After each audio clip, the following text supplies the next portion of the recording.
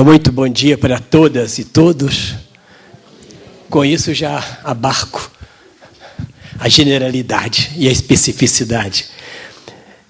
A nossa conversa vai ser sobre um tema fascinante, que é, no princípio, estão as relações. O título foi escolhido um pouco para corresponder a esse programa. Vocês perceberam que esse programa, Atitude Legal, ele faz um jogo linguístico, semântico interessante. Porque a palavra legal tem dois sentidos, não é verdade? Agora, eu desafio você a saber a razão do segundo sentido. O primeiro é fácil, legal está de acordo com a lei. Na verdade, vocês trabalham no mundo judiciário e, de repente, o brasileiro transforma a palavra legal no outro sentido. Por exemplo, chega um jovem assim, maconheiro, tá vendo aí, um monte de maconha no bolso, esse bicho, legal, hein? Legal, pacas. Não, senhor, é ilegal. Ué, é legal ou é ilegal? Por que nós usamos legal para uma coisa que muitas vezes é contra a lei? Está aquele jovem pichando lá o muro. Opa, pichar é legal, beça. Beça no meu tempo de criança, agora mudou. É pacas, assim por diante. É porque é uma razão profunda. É isso que eu queria chamar a atenção. O meu sabor como fonte de lei. Posso tomá-lo? Posso. Então, uma coisa que me agrada é legal. É por isso que nós usamos a palavra em português legal. Amizade legal, uma pessoa legal. Por que essa pessoa é legal? Porque ela me agrada. Pode ser até ser um traficante, mas é legal. E aquela pessoa toda legal, cheia de juridicismo, que lá nada é legal. E ele é a própria lei, caminhando, ambulante, né? Suspirando lei por tudo que é lado. Então, é sinal que o brasileiro tem alguma coisa de original ao criar a semântica das palavras. É nisso que eu me inspirei para dizer que, no princípio, estão as relações. Nós podemos fazer 3 tipos de discursos. Um discurso analítico quer dizer eu começo a analisar uma realidade. Eu tento conhecer os mecanismos, os princípios, como funciona, para onde vai, de onde vem. Não farei esse discurso. Podemos fazer um discurso idealista. A gente começa, fecha os olhos e sonha. Sonha com umas coisas bonitas, umas coisas que não vão se realizar nunca, e talvez nunca se realizaram. Um Shangri-La, um Nhotim espiritual, que eu imagino assim, coisa linda, aquele paraíso. Vivi a vida toda nhotinhando na minha existência. Também não farei. Mas nós podemos fazer um discurso utópico. E vai ser o meu discurso. O que é um discurso utópico? A palavra, uma coisa que eu aprendi de um velho mestre, porque vocês sabem que os ingleses, eles têm um inverno muito longo e tenebroso. Se aquele poeta mineiro, brasileiro, achou Portugal o inverno tenebroso, imagina se fosse para Londres, era tenebrosíssimo, né? Então eles passam todo o inverno pensando. E no final tem uma ideia. E esse inglês teve a seguinte ideia, e bonita. Ele diz, olha, quando você quer ir fundo numa palavra, vá à etimologia. Como eu fui também na palavra legal. E se eu vou à etimologia de utópico? De onde vem essa palavra? Vem de 2 origens gregas. No centro está topos. Topos é lugar. Né? Topos em grego, né? Lugar. Então, eu vou falar de um lugar. Agora, só que tem uma partícula antes. Tem u. U em grego é o-u. Não é o português, não. É o-u, que significa não. Então, não lugar. O topos, não lugar. Mas também pode ser eu. Eu, em grego, não é eu. Eu, em grego, é bem. Euforia, né? Eu, em grego, é bem. Um bom lugar.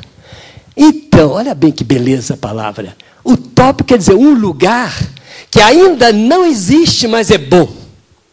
E porque ele não existe, é bom, é possível, ele me move à ação. É isso que eu quero fazer com vocês hoje.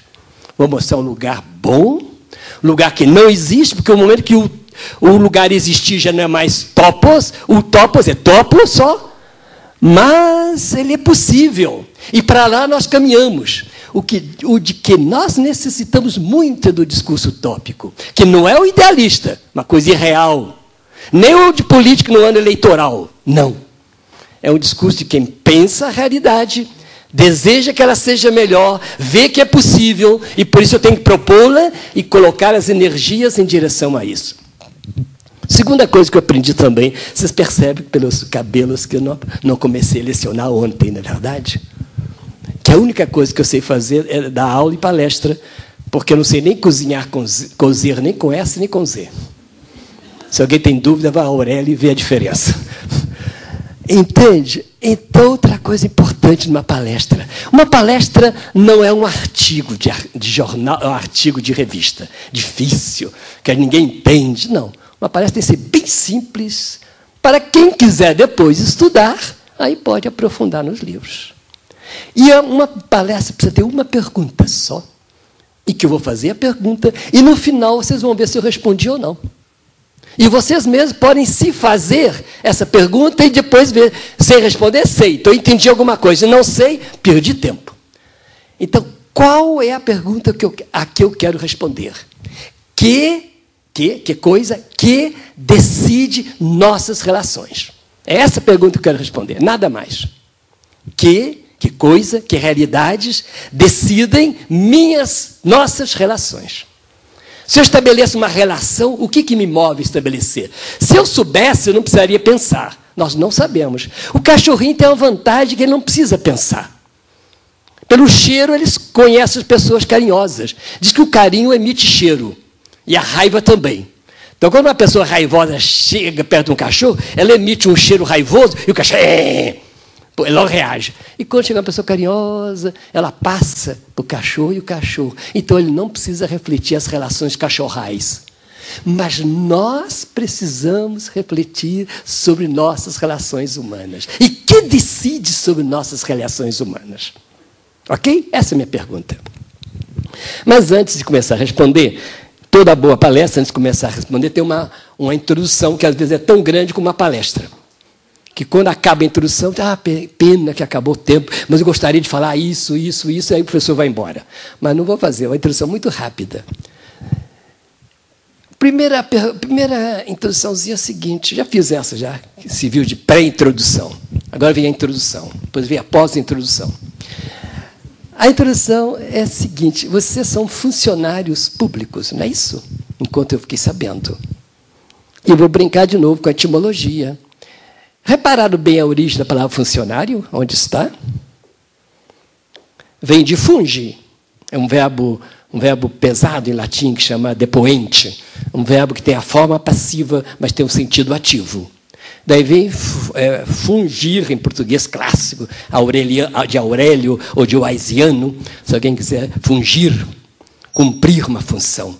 Então, o funcionário ele existe para cumprir uma função. É isso que pesa um pouco.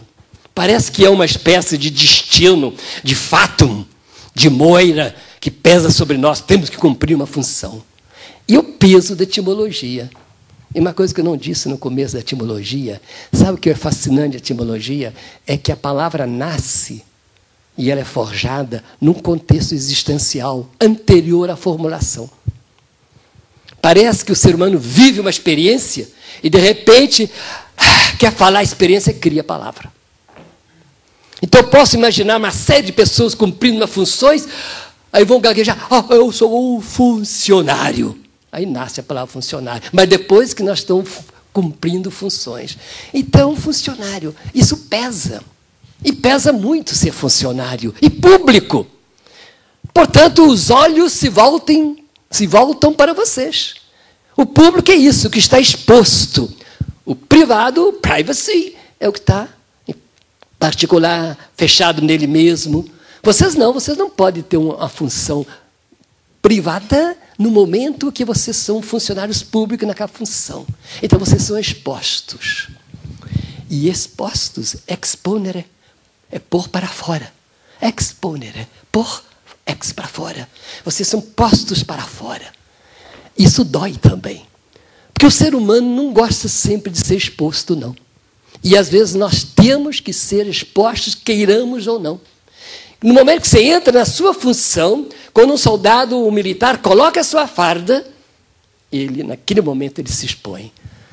Na época do governo militar, me contou um senhor, um pai, contou esse fatozinho pequeno, muito típico, né? Era um pai, era um coronel do exército, né? Ele ia buscar a filhinha dele lá na escola. Ia, naturalmente, de farda, com aquelas 3 douradas aqui de coronel. Ia pegar a filhinha, trazer para o carro, um carro bonito. E um dia a filhinha, assim, meia chorosa, disse: papai, quando o senhor vier me buscar, por favor, venha sem farda. O pai levou um susto. Como, minha filha? O seu pai se orgulha de ter essa farda? Não, é que meus colegas falam mal dos militares. Era naquela época do governo, entende? Quer dizer, ele se expunha. Se ele fosse a paisana, não teria esse mal-estar. A criancinha sentiu que aquela exposição que o pai fazia lhe doía. Então, para uma pessoa se expor, ela precisa ser crível, precisa ter credibilidade. Primeira qualidade. O que é credibilidade? Volto de novo nas etimologias. É uma mania, cada doido tem sua mania, né? Porque as palavras são bonitas, gente. É que nós falamos português sem saber da beleza da nossa língua. Credibilidade, na base, tem uma experiência econômica. O crédito. Vocês têm crédito no banco? Quem tem crédito é credível. E o abstrato de credível é credibilidade. Então, a origem é da fidelidade de quem cumpre os seus deveres econômicos. Essa é uma origem. Mas a outra mais bonita. Essas vão gostar mais ainda. Credibilidade vem de crer, né? Crer, em latim, credere, né? De eu crer. E de onde vem credere? Vem de credere. E de onde vem credere? Vem de cor, coração, mais dare. Dar o coração a alguém. Então, crer, se eu creio em você, eu dou meu coração. Cor, dare. Aliqui, dar o coração a alguém. Então, alguém que é crível, é sinal que eu chegando perto dele, eu sou capaz de dar a esta pessoa o que eu tenho de mais profundo, que é o meu coração. Não é o dinheiro, não, é o meu coração. Cordare. Deu credere, crer. Caiu D, deu crer em português. Mas em espanhol fica até mais fácil, crer com 2 S. Né? Então, se a credibilidade significa que alguém se aproxima de mim e é capaz de me dar o coração, como é que eu devo ser? Eu devo ser uma pessoa que inspire essa credibilidade, porque eu sou confiável.